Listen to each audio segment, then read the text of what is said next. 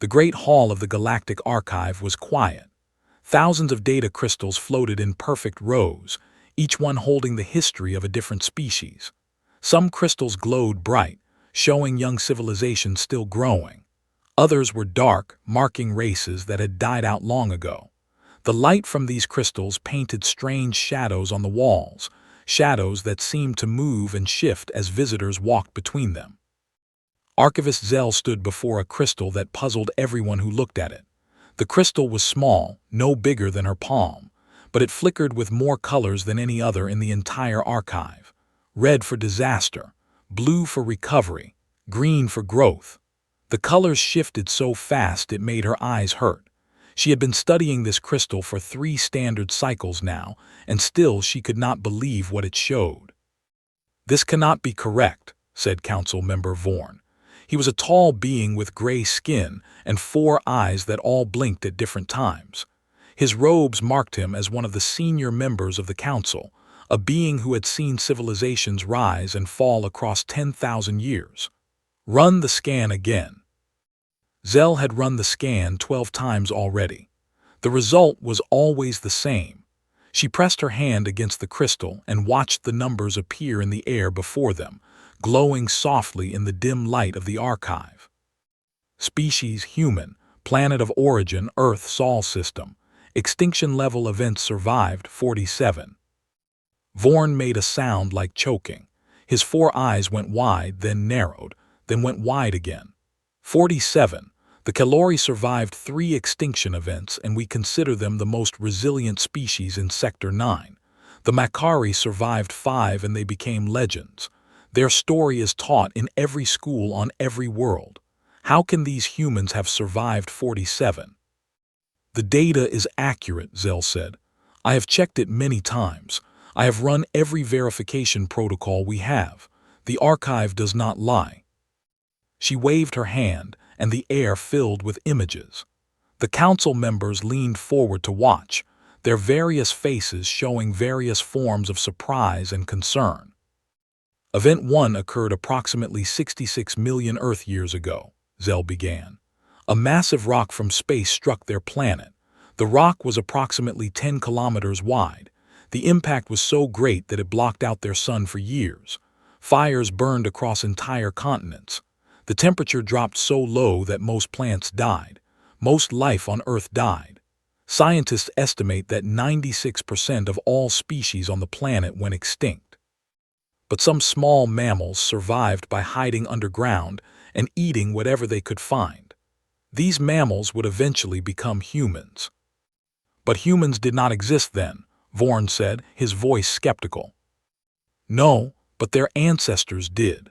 And those ancestors survived when almost everything else died. The record counts this as a human survival event because, without it, humans would never have existed. Their entire line would have ended there, in the darkness and cold of a dying world." The images changed. Fire and ash filled the air. Mountains exploded, sending columns of smoke and rock into the sky. The ground shook. Rivers of melted rock flowed across the land. Event 12. The Toba supereruption, 74,000 Earth years ago. A volcano of enormous size exploded with such force that it changed the climate of the entire planet. The explosion was so large it covered their sky with ash for years. Temperatures dropped dramatically. Food became scarce. The human population, which had been growing and spreading across their world, fell to perhaps 10,000 individuals. Some scientists believe it may have been as low as 1,000 breeding pairs. 1,000 pairs. Council member Iris spoke for the first time. She was small and covered in soft blue feathers that ruffled when she was upset. They were ruffling now. How did they not fall into genetic failure? Every model we have says that a population so small should have collapsed from lack of genetic diversity. We do not know. Our scientists have studied their DNA patterns. There should have been problems. There should have been weakness and disease and slow decline. But there was not. They survived and grew stronger. They spread out again and filled their world. It is as if extinction events only made them more determined to live. The images kept changing. Ice covered the land, great sheets of frozen water that stretched from pole to pole. Then the ice melted and water rose, swallowing coastlines.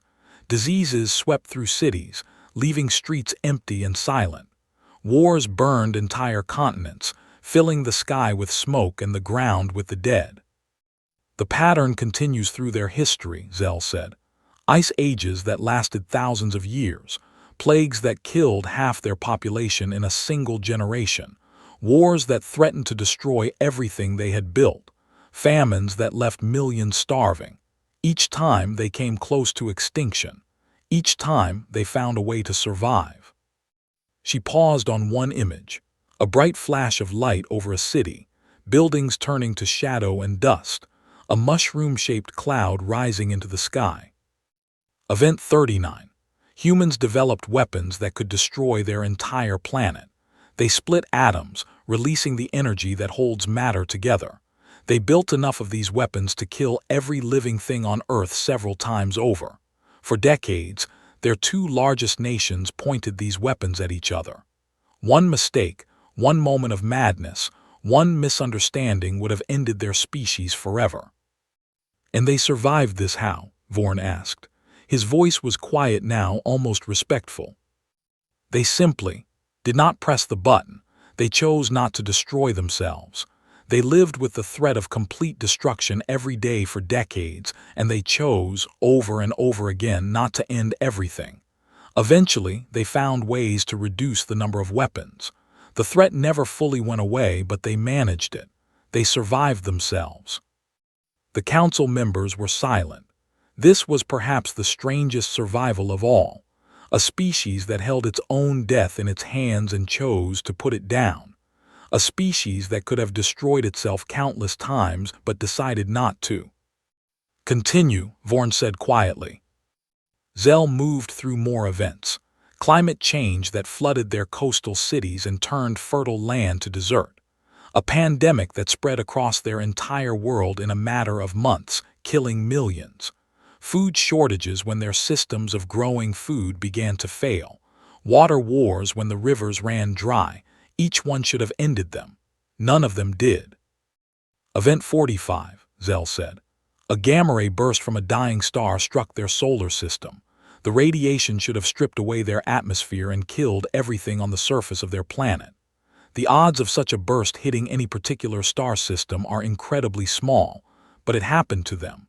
But by this time, humans had spread to 3 other planets and 7 moons. They had seen the extinction events in their history and decided they would not keep all their people in one place. Some died when the burst hit. Most survived in their colonies elsewhere. They had already left their home world. Yes, they began seriously leaving Earth approximately 200 years after developing nuclear weapons. They moved fast, faster than any other species we have recorded. It is almost as if they knew something bad would happen if they stayed in one place, as if they expected the universe to try to kill them again.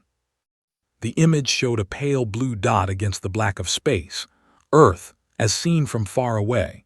It looked so small, so fragile. Event 46.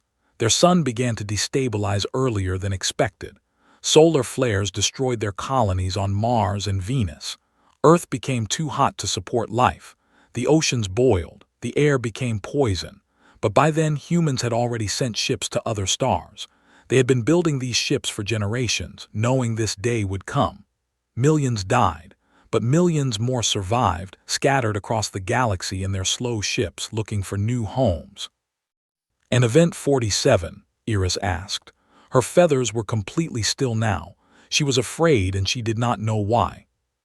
Zell hesitated. This was the event that had brought humans to the attention of the Galactic Council. This was the event that had made the Council realize they needed to understand these strange beings from a small, dead world. Event 47 occurred 3 of their generations ago. A species called the Vrax discovered humanity's colony ships traveling between stars. The Vrax were a warrior race. They believed that all other species were inferior and should be destroyed. They saw themselves as the universe's chosen people, destined to rule over everything. They attacked the human fleet without warning. The images showed ships burning in space, escape pods tumbling through the void, small figures in spacesuits floating lifeless in the darkness. The Vraks destroyed 60% of the human population in the first attack. They hunted the survivors across 4 star systems. They burned human colonies on 15 worlds. They were very thorough. They had done this before to other species. They were good at extinction. And yet humans survive, Vorn said. We have met them. They came to us asking to join the Galactic Council. They arrived at our borders in their strange ships asking for peace. Yes, that is the remarkable part. Zell pulled up new images. These showed something very different. Human ships not running away, moving forward, weapons firing. After 5 years of being hunted, the humans stopped running. They had lost more than half their remaining population. They had almost nothing left. Their ships were damaged, their supplies running low, their people exhausted and sick. By every measure we use to evaluate a species' survival chances, they should have surrendered. They should have accepted their extinction. That is what every other species in their position has done. She paused. They did not surrender. They turned around, they fought back. The Vraks had superior technology, Iris said. We have records of their weapons. Their ships were faster and stronger. How could humans win against them? Zell's voice was quiet. The Vraks had never met a species like humans before. The Vraks expected their enemies to surrender when they were losing. They expected other species to accept death when defeat was certain. That is what every other species in their history had done. That is what made sense. She showed the final images. Vraks ships burning, Vraks worlds falling silent. Humans did not surrender. When they were outnumbered, they fought harder. When they were wounded, they kept fighting. When their ships were destroyed, they flew damaged ships into Vraks vessels and detonated their engines. The Vraks did not know how to fight an enemy that refused to stop. They did not know how to defeat an enemy that would rather die fighting than live in defeat. What happened to the Vraks? Vorn asked. Zell turned off the images. The great hall was very quiet. Even the floating crystals seemed to dim. The Vraks are no longer a threat to anyone. The details are unclear. Humans do not like to talk about what happened. They change the subject when asked. They look sad or angry or both. But there are no more Vraks colonies in any system we have scanned. Their home world is silent. Their ships have been found drifting empty. Whatever happened, it was complete. The council members looked at each other. For the first time, they understood why this small crystal flickered with so many colors. And now these humans wish to join the Galactic Council, Vorn said. Yes, their ambassador is waiting outside. She has been waiting for 3 hours. She has not complained. Shall I bring her in? Vorn looked at the crystal one more time. 47 extinction events. 47 times the universe had tried to kill this species. 47 times they had refused to die. Yes, he said, bring her in. I think we should hear what humans have to say. Ambassador Sarah Chen walked into the great hall with her head held high.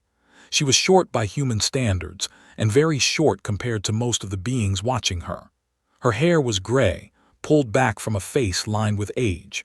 Her eyes were dark and steady. She walked with a slight limp, the result of an old injury that human medicine could not fully repair. She had been chosen for this mission because she was the oldest living human who remembered Earth.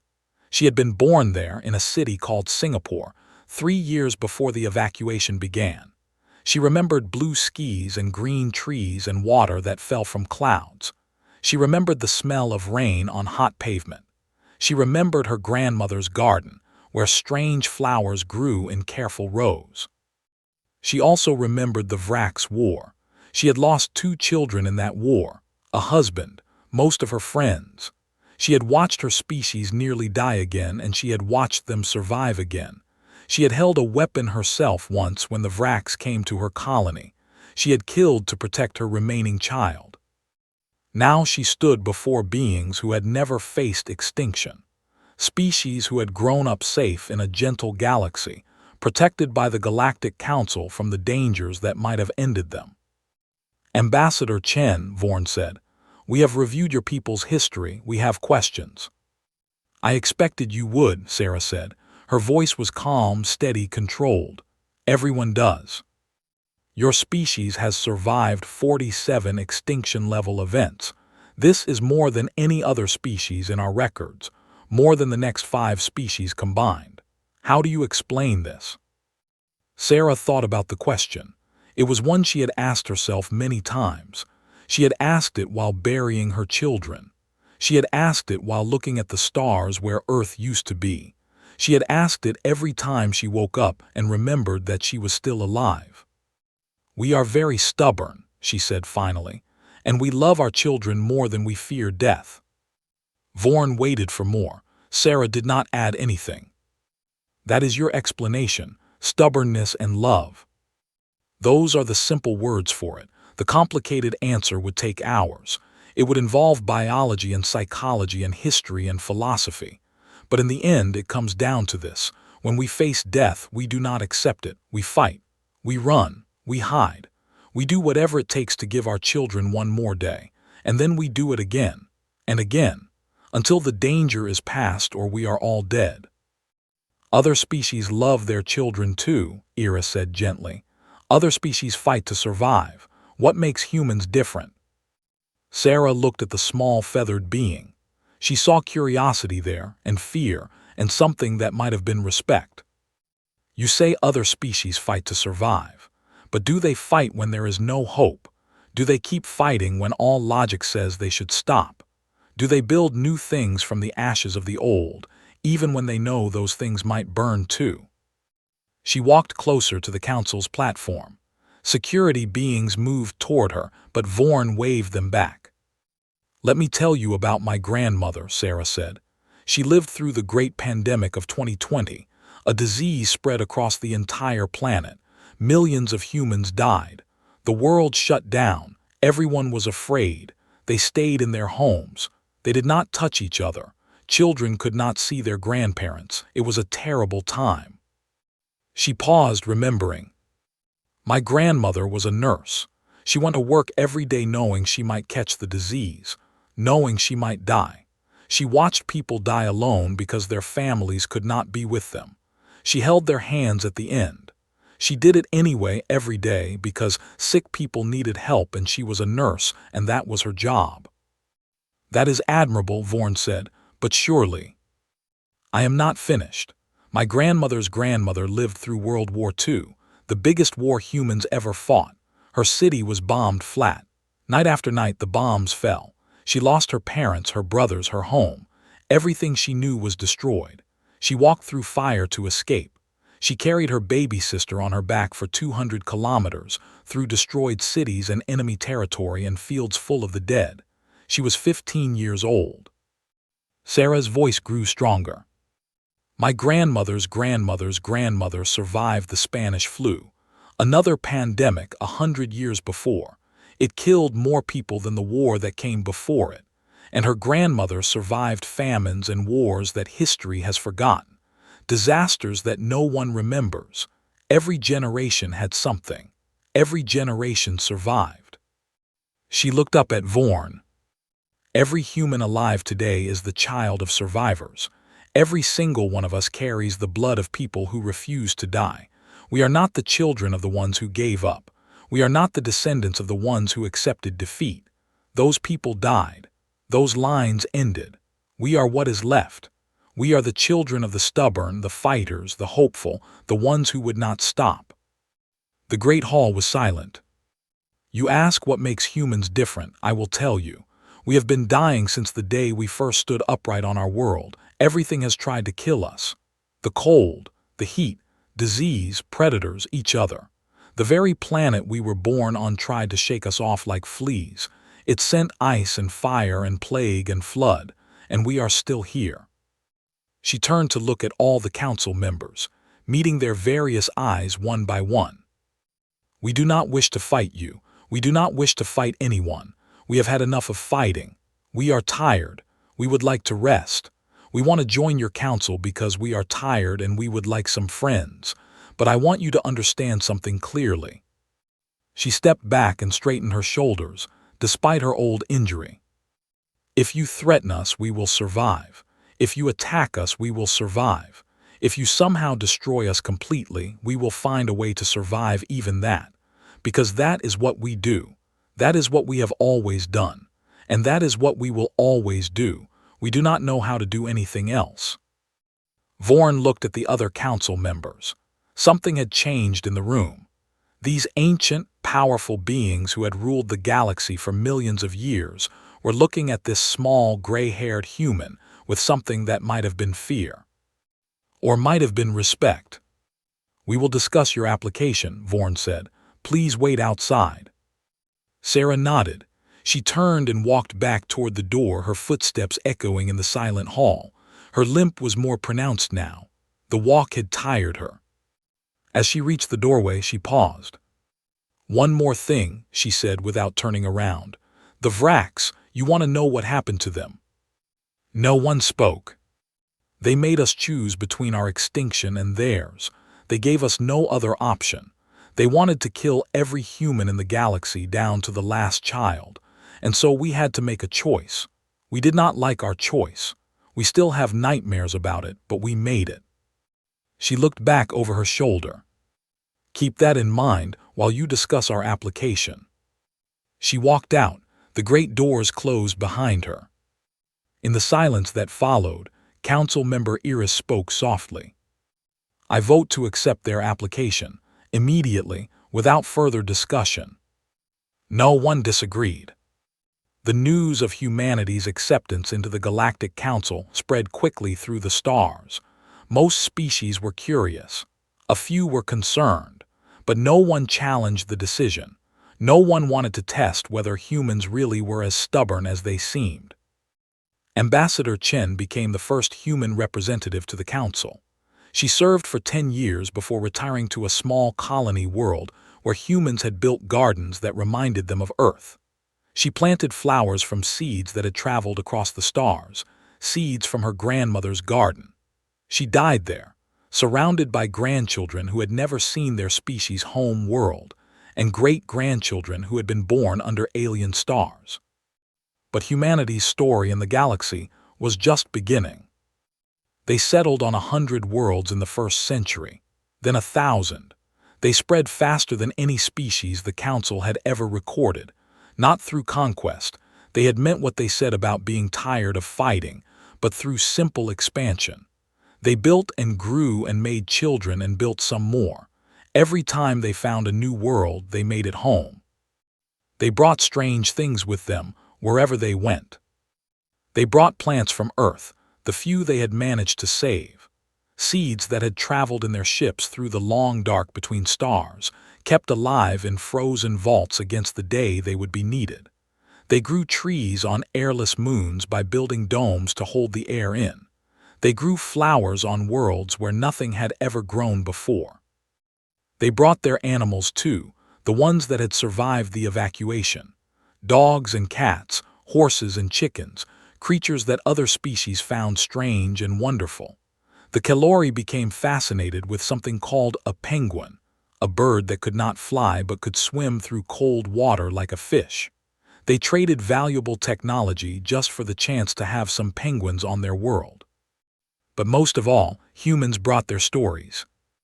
They told stories about everything, about heroes and villains, about love and loss, about gods and monsters. They had stories from thousands of cultures that had existed on Earth, stories that went back to the very beginning of human memory. Cave paintings and epic poems, songs and plays, books and films, and they made new stories every day. Other species began to collect these stories. They found them fascinating in ways they could not explain. Human stories were different from the stories of other species. They were full of darkness and pain, yes, but also full of hope. They always ended with someone surviving, someone fighting back, someone refusing to give up. It is because of their history, a Makari scholar wrote in a famous analysis. Humans have been shaped by endless catastrophe. Their stories reflect this. In human stories, the worst thing that can happen is not death. The worst thing that can happen is giving up. Every human story, from the simplest to the most complex, carries this message: never give up, always hope, always fight. 50 years after joining the Council, humans encountered the Venn Collective. The Venn were not like any species the Council had met before. They were a linked mind, billions of individuals connected into a single consciousness that stretched across dozens of star systems. They had existed for millions of years, longer than most species in the galaxy. They did not join the Council because they did not see the point. The Council's rules were made for individual species. The Venn were something else entirely. The Venn were not hostile. They did not attack or threaten. They simply did not care about other species at all. Smaller minds were like insects to them, not worth noticing, not worth destroying, just irrelevant. This bothered the other Council species deeply. The Kelori tried to establish diplomatic relations. The Venn ignored them. The Makari sent their greatest philosophers to communicate with the Venn. The Venn did not respond. Even the ancient species, the ones who had helped build the Council long ago, could not get the Venn's attention. Then the humans tried. Ambassador Chen's successor was a man named James Okoro. He was young by human standards, only 40 years old, but he had spent his life studying alien species. He had learned 12 alien languages. He had written books about how to communicate across the vast gulfs between different kinds of minds. He asked the Council for permission to approach the Venn. "They will ignore you as they have ignored everyone else," Vorn's successor told him. "Why waste the effort?" "Because we have to try," James said. "That is what we do." He took a small ship to the edge of Venn space. He broadcast a message in every language humans knew, and some they had learned from other species. His message was simple. "My name is James Okoro. I am human. I would like to talk." No response. He waited. Days passed, then weeks. His supplies began to run low. His ship's systems needed maintenance. His fellow humans urged him to come home. He stayed. On the 30th day, something changed. A Venn ship appeared. It was huge, bigger than any vessel James had ever seen, bigger than the largest space stations the Council had built. It could have destroyed his little ship without even noticing. A voice filled his mind. Not words exactly, more like concepts pushed directly into his thoughts. "Small mind, why do you persist? Others have come, others have gone, you remain. HFY." James took a deep breath. "Because that is what humans do, we persist. You are insignificant. Your species is a moment in time. We have exist 4 millions of your years. We will exist 4 millions more. You are nothing." "We have survived 47 extinction events," James said. "We have been told we are nothing before, by ice ages and plagues and wars and stars that tried to burn us. We are still here." There was a long pause. James could feel the Venn thinking, processing, analyzing. "Interesting, tell us more." And so James told them. He told them about Earth, about the long struggle of human survival.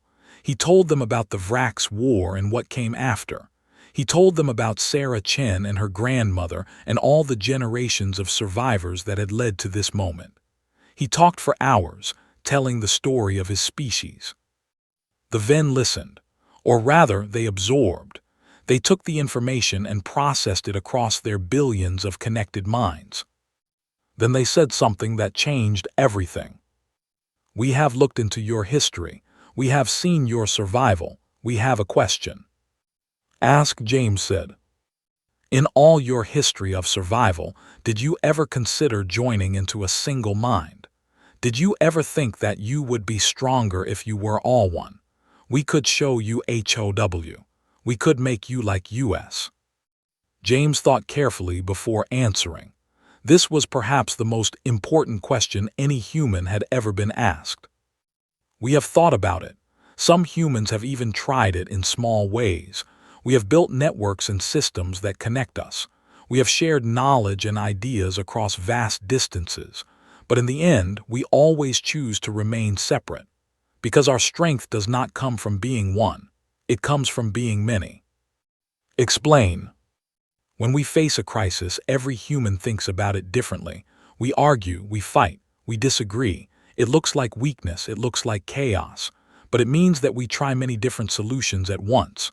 Some of us run, some of us hide, some of us fight, some of us build.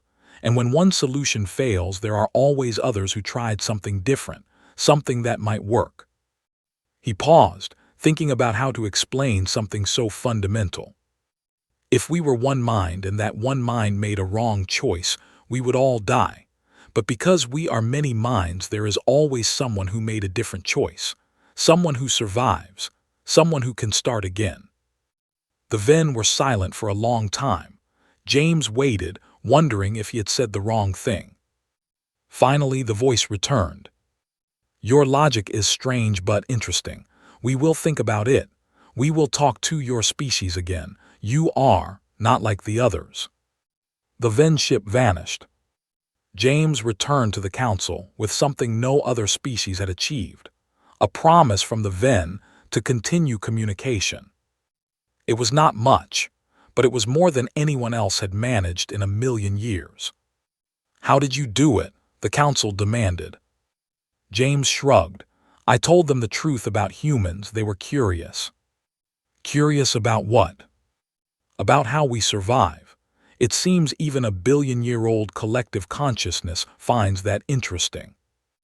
A century passed, then another. Humans spread to 10,000 worlds. They became one of the largest species in the council, not through conquest but through simple multiplication. They kept having children. They kept building homes. They kept surviving. They also changed. Living on different worlds under different suns, humans began to adapt. Some grew taller to deal with lower gravity. Some grew shorter to deal with higher gravity. Some developed darker skin to handle harsher radiation. Some developed eyes that could see in different parts of the spectrum. Some changed in ways that were harder to see, different ways of thinking, different cultures, different ideas about what it meant to be human. The council worried about this. You are becoming different species, they warned. You will lose what makes you human. You will fight each other as the Vraks fought you. But the humans were not worried. We have always been different from each other, they explained. Look at our history. We were never one people. We were hundreds of peoples, thousands of cultures, millions of individuals. We spoke different languages. We believed different things. We looked different from each other, but when we faced extinction, we came together. We helped each other. That is what makes us human, not our bodies or our genes, but our choice to survive together. This was tested when the darkness came. No one knew what the darkness was. It appeared at the edge of the galaxy, a region of space where stars went out one by one. Not exploded, just went out like candles in the wind. Ships that entered did not return. Probes sent in transmitted nothing but silence. The council was terrified. They had never faced anything like this. Their scientists studied it and found nothing. Their weapons could not fight it. Their ships could not outrun it. Some species talked about surrendering, about hoping the darkness would spare them. Others talked about fleeing, about abandoning the galaxy entirely. The darkness spread, slowly at first, then faster. It swallowed whole systems. Millions of beings died. Whole species went extinct. The ancient species began to panic. But the humans did something different. They started sending ships toward the darkness, not to attack it. They knew they could not fight what they did not understand. They went to study it, to learn about it, to find its weaknesses. They called for volunteers, and volunteers came. Ships full of scientists and soldiers and ordinary people who wanted to help. Most of these ships did not return. Their crews knew they probably would not survive. They went anyway. This is madness, the council said. You are throwing away lives. We are gathering information, the humans replied. Someone has to be first. Someone has to take the risk so that others can learn. After 50 ships were lost, One finally came back. The pilot's name was Maria Santos. Her ship was damaged, barely functional, held together with emergency repairs and hope. She herself was dying, poisoned by some kind of radiation that human doctors had never seen before. Her hair had fallen out. Her skin was gray. She had hours to live, perhaps less. But she had data. She had seen the center of the darkness, and she had lived long enough to tell someone what she saw. "It is not alive," she whispered to the doctors who tried to save her. "Not the way we understand alive. It is a machine, a very old machine, older than the stars. Something built it long ago, something that wanted to clean the galaxy, to start fresh, to make room for something new. How do we stop it?" Maria smiled weakly. "I transmitted the coordinates of its core, deep inside. If you can reach it, you can shut it down. There is a switch. There is always a switch, but getting there." She died before she could finish the sentence. But her data lived on. Human scientists studied it. They shared it with the council. Together, they built a plan. The plan was crazy. It required flying through the darkness to reach its core, surviving long enough to find the switch, and getting out again. The council calculated that any species who tried had less than a 1% chance of survival. Only one species volunteered for the mission. "We have practice at this," the human commanders said. "We have been surviving impossible odds for a long time." 1,000 ships flew into the darkness. 997 were destroyed. 3 reached the core. The beings there, the humans, would never quite find the words to describe what happened next. There was a battle of some kind, a fight against ancient defenses, machines that had been waiting for millions of years. Humans died. More humans died. They fought with everything they had. But finally, after everything, a single human hand pressed a single button. The darkness stopped spreading. It took years to clear. The damage would never fully heal. Hundreds of systems remained dead, their stars cold and dark. Trillions of beings had been lost. But the galaxy survived, because humans did what they always did. They refused to give up. At the memorial ceremony, the council asked the surviving humans how they felt about what they had done. They had sacrificed so many of their people to save the galaxy. Did they regret it? The human who answered was a young woman named Yuki Tanaka. She had lost her wife in the darkness. Her children had lost their other mother. She had every reason to be angry, to be bitter, to say that the sacrifice was too great. Instead, she said this: "My wife used to tell me stories about Earth, about all the times humans almost died, about all the times we survived. She said that every human alive carries the blood of survivors, people who gave everything so that their children could live." She looked up at the gathered beings, the thousands of species who had come to honor the human dead. "My wife gave everything so that others could live, so that your children could live. She would be proud of that, and I am proud of her." The galaxy watched as humans mourned their dead. They watched as humans rebuilt their shattered colonies. They watched as humans looked toward the future, already planning, already building, already hopping. And they understood, finally, what made humans different. It was not their strength or their stubbornness or their refusal to die. Those were just symptoms of something deeper. It was their hope. Humans hoped. No matter how bad things got, no matter how many times they were knocked down, they always hoped that tomorrow would be better, that their children would have better lives, that the universe would eventually give them a break. And when hope was not enough, they made their own luck. 1,000 years after joining the Galactic Council, humans were everywhere. They had spread to 1,000,000 worlds. They had changed in countless ways, adapting to every environment they found. Some humans lived in the hearts of suns, their bodies rebuilt to survive the heat. Some lived in the cold dark between stars, on ships that traveled for generations. Some had merged with machines. Some had become something entirely new. But they were all still human. They all remembered Earth. They all carried the stories. The Galactic Archive added new data to its human crystal every year. The list of extinction-level events survived kept growing. Event 48, the Darkness. Event 49, the Cascade, when a chain reaction of exploding stars threatened to sterilize an entire arm of the galaxy. Humans led the evacuation that saved billions. Event 50, the Mind War, when a hostile artificial intelligence tried to take over all computer systems in the galaxy. Humans, with their stubborn insistence on keeping some things analog, kept the old ways alive long enough to develop a countervirus. Event 51, the Pause, when the universe itself seemed to hiccup and time stopped for 3 seconds. Most species did not even notice. Humans noticed, because some of them had been in situations where 3 seconds was the difference between life and death. They figured out what had happened and warned the council that something was wrong with the fabric of reality. Event 52, Event 53, the list went on. By now, no one was surprised. Humans survived. That was simply what they did. The Venn Collective, who had grown to respect humans over the centuries, offered an observation. We have watched you for 1,000 years. We have a theory about why you survive. Tell us, the humans said. You are the universe trying to understand itself.